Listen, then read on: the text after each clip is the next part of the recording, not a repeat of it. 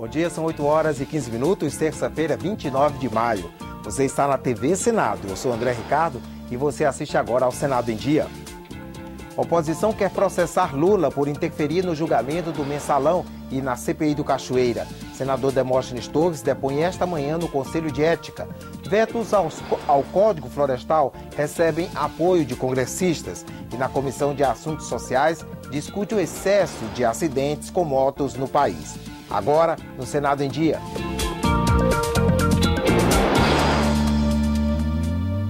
Partidos da oposição querem a abertura de inquérito contra o ex-presidente Lula. Segundo a revista Veja, ele teria tentado convencer o ministro do STF a adiar o julgamento do Mensalão em troca de proteção na CPI do Cachoeira. A conversa entre o ex-presidente Lula e o ministro Gilmar Mendes foi o assunto mais comentado no plenário. Houve uma tentativa patética de chantagear e de cooptar um ministro do Supremo Tribunal Federal, valendo-se de uma suposta autoridade sobre uma comissão parlamentar de inquérito instalada no Congresso Nacional, e isto é muito grave. Tomara que por trás disso não esteja uma tentativa de alguns que certamente têm algo a prestar contas sobre a CPI do seu Cachoeira, de quererem colocar um bode na sala. Tem muitos outros interesses escusos, escondidos, por trás desses episódios. Lula e Gilmar Mendes se encontraram em abril. Segundo a revista Veja, o ex-presidente sugeriu ao ministro que o STF adiasse o julgamento do Mensalão. Em troca, Lula garantiria proteção a Gilmar Mendes na CPI do Cachoeira. Numa viagem à Alemanha, o ministro do STF se encontrou com o senador Demóstenes Torres. De acordo com a reportagem, há rumores de que os dois teriam viajado em um avião cedido por Carlinhos Cachoeira. Gilmar Mendes diz que pagou a viagem do próprio bolso. Ele teria confirmado o teor da conversa com Lula ao senador José Agripino. O ministro Gilmar Mendes comentou aquilo que está nas páginas dos jornais e da revista Veja, nem mais, nem menos. Por que a pessoa não fez essa denúncia ou essa informação imediatamente após a reunião? Quais os motivos levaram essa pessoa a retardar uma informação como essa? O encontro foi na casa do ex-presidente do Supremo, Nelson Jobim. No fim de semana, ele negou que Lula tenha pressionado Gilmar Mendes. Nesta segunda, Jobim esteve no Senado, mas não quis comentar a reportagem. No início da noite, Lula divulgou nota em que confirma a reunião, mas nega o teor da conversa divulgado pela Veja e se diz indignado.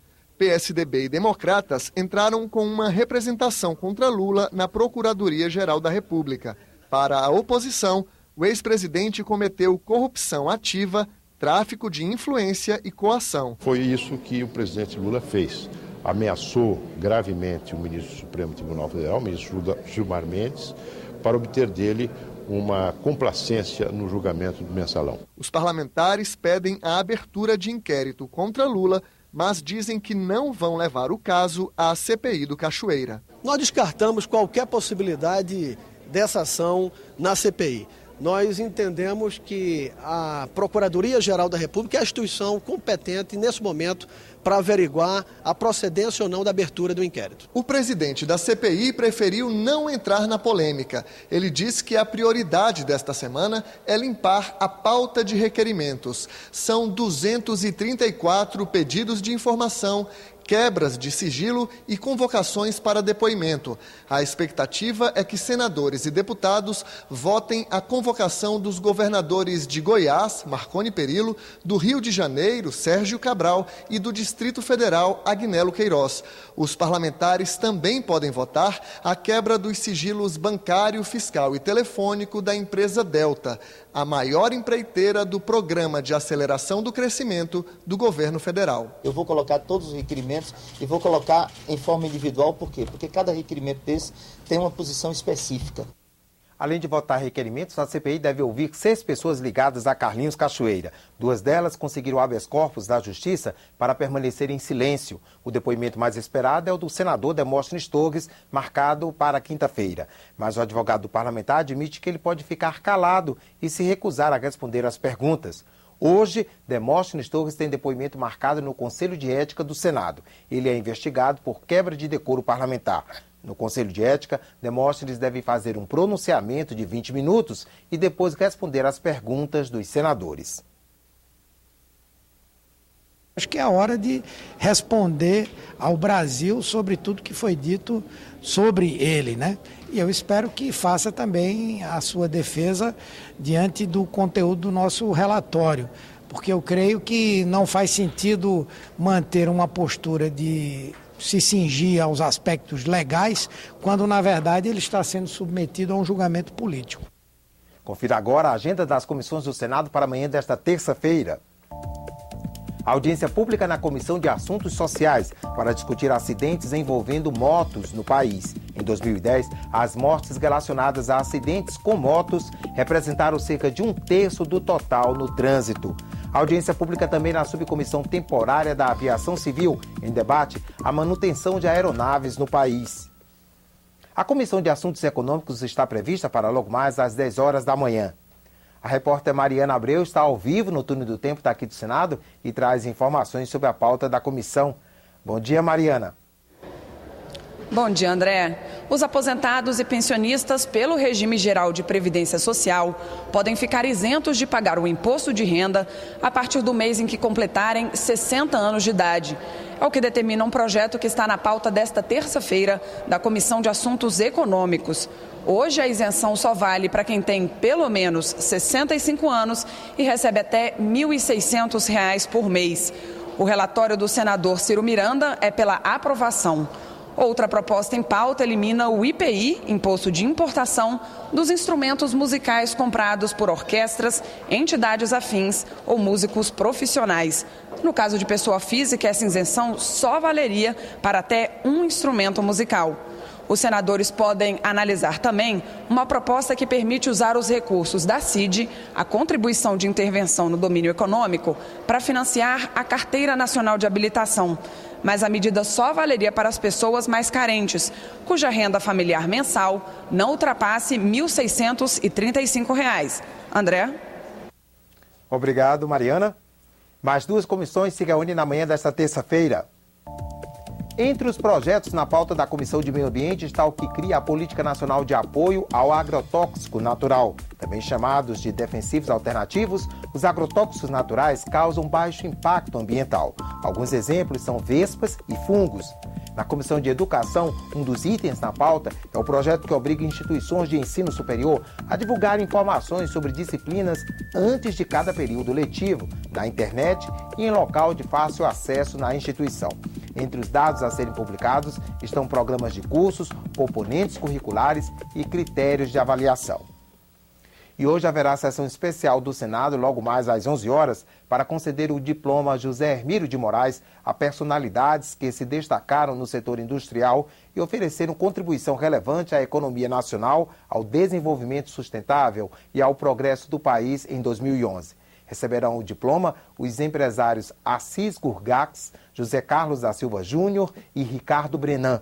Também será homenageado Said Samou Salomão, morto em 2009. Said Salomão é originário da Síria e foi um dos pioneiros no desenvolvimento do comércio de Boa Vista, Roraima.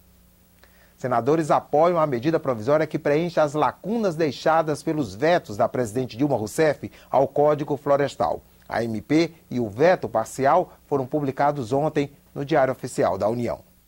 Para os senadores do governo e da oposição, a medida provisória 571 recupera o texto do Código Florestal aprovado no Senado e que foi modificado na Câmara. Eu penso que a presidente fez bem. Ela está no caminho certo, pelo caminho que foi trilhado pelo Senado quando aprovou o projeto aqui. Esse texto foi construído a muitas mãos, eu, o senador Luiz Henrique, todos os senadores e senadoras ajudaram, ouvimos a Câmara, fizemos uma mediação, depois a Câmara mudou tudo. E a presidenta Dilma, ela recompõe isso. Foram 12 vetos a 9 artigos do Código, um deles para impedir a anistia a pequenos produtores que desmataram até 22 de julho de 2008. A MP estabelece que as áreas de preservação permanente têm que ser recuperadas em até 5 anos, de acordo com o tamanho da propriedade. Caso contrário, o produtor perde o acesso ao crédito agrícola. Em propriedades pequenas com até um módulo fiscal, a faixa de proteção é de 5 metros em cada margem do rio e a APP não deve ultrapassar 10% da área total do imóvel. Já em grandes propriedades, acima de 10 módulos fiscais, a faixa será de 30 metros no caso de rios com até 10 metros de largura e pode chegar a 100 metros em áreas com rios mais largos. Nesse caso, a recuperação da APP deve ser integral. O Brasil agora tem as condições de pôr fim ao desmatamento ilegal. O Brasil tem agora as condições, aprovada essa medida provisória, da gente iniciar o maior programa do mundo de recomposição de floresta e também de dar uma lição para o mundo de tratar de maneira diferenciada os pequenos produtores. Dilma também vetou o trecho que excluía das áreas de preservação permanente as planícies próximas dos mangues, chamadas apicuns e salgados. Eles têm que ser preservados de acordo com a medida provisória. No caso de áreas urbanas, a presidente vetou o artigo que permitia aos municípios definir a extensão das margens dos rios a ser preservada. A MP estabelece que essa faixa de vegetação deve ter entre 30 e 500 metros, de acordo com o tamanho do leito. O debate é pertinente, nós vamos continuar debatendo e eu acredito sempre num Código Florestal para os brasileiros, não para ambientalistas ou para produtores, mas para toda a população. A bancada ruralista da Câmara não gostou da mudança. O médio produtor, nessa altura, foi prejudicado. Não vou nem falar no grande produtor. Então, nesse ponto, nós vamos trabalhar agora na medida provisória para também fazer com que o médio seja beneficiado. Mesmo assim, o líder do governo na Câmara acredita que os vetos não serão derrubados e que a MP vai ser aprovada pelos deputados. Possivelmente você tem um setor mais radicalizado dos ruralistas e também um outro setor mais radicalizado da área ambiental que não concorda, que gostaria, mas o Brasil e a legislação é feita de pactos, democracia é feita de pactos.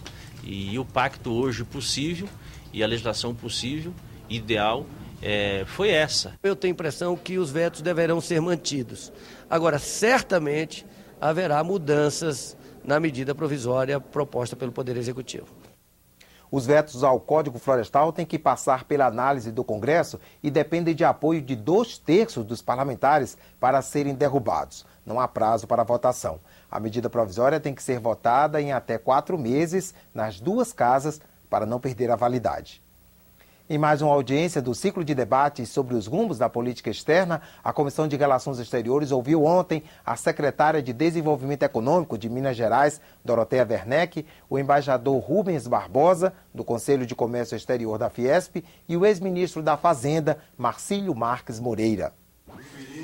Especialistas alertaram para a perda de competitividade do Brasil. Nesta segunda-feira, a previsão de crescimento do Produto Interno Bruto, conjunto de riquezas produzidas no país em 2012, foi reduzida para menos de 3%, segundo pesquisa do Banco Central. A queda do preço dos produtos primários, como soja e minério de ferro, e a desindustrialização estão entre os fatores para o fraco desempenho da economia. Até os 80, década dos 80, a indústria representava 25% do PIB brasileiro. Hoje representa 14,5% do PIB brasileiro. O consumo interno brasileiro era atendido pela indústria brasileira em 80% a 85%. Hoje o consumo interno é atendido pela indústria brasileira em 70% a 75%. O resto vem das importações, sobretudo das importações da China. Os participantes da audiência também disseram que o país precisa enfrentar a crise internacional. Eles elogiaram as medidas adotadas pelo governo, como a alteração das regras da poupança e a redução das taxas de juros. Mas alertaram que o aumento do endividamento do consumidor é perigoso. Também há preocupações com a diminuição de investimentos estrangeiros diretos no país. Esse momento que nós vivemos, que a gente não sabe muito bem se vai continuar a cair os juros, ao que tudo indica vai. Se vai continuar subindo a taxa de câmbio, ao que tudo indica vai. Mas isso tudo indica para o investidor não é suficiente. Então nós temos provavelmente esse ano e o ano que vem um período em que essas informações vão estar um pouco mais claras para a tomada de decisão de expansão de investimento. O Senado em Dia termina aqui. No decorrer da manhã você acompanha outras informações nos boletins do Senado Agora. Enquanto isso, continue assistindo a nossa programação.